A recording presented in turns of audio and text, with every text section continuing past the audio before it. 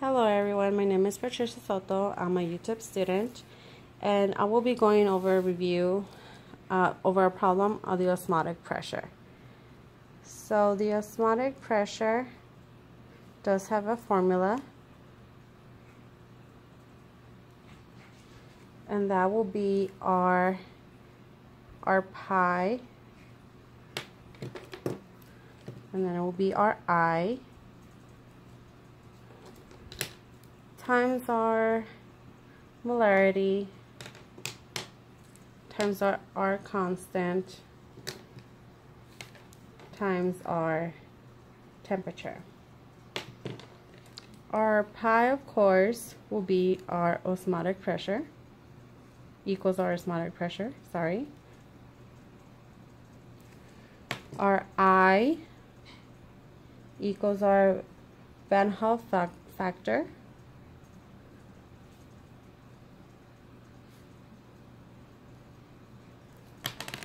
Our molarity, of course, will be our moles over liters if you had to solve for molarity. R would always be our constant. That number will never change on this formula, so it's our 0.0821. And of course our temperature.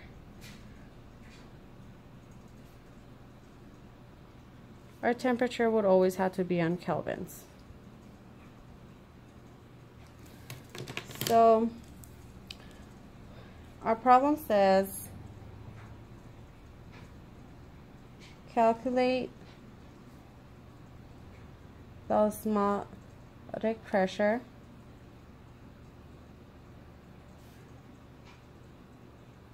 for our 0.1 molarity of sodium phosphate at 20 Celsius. So I want to write down what our formula again, so just to make sure I won't never forget. This just helps me reinforce the knowledge of the formula, and when it comes to tests or quizzes, I know. RT. So I'm going to write down each of the variables. So our osmotic is what we're looking for. Our I is our Van Hoff factor, which is we have a sodium phosphate. So we have 3 sodiums and 1 phosphate. Phosphate would always be considered as 1. So we have 4. And then we have our molarity, which is 0.01. Our R, which is our constant, and our temperature, which is 20 Celsius. And we have to convert those to Kelvin.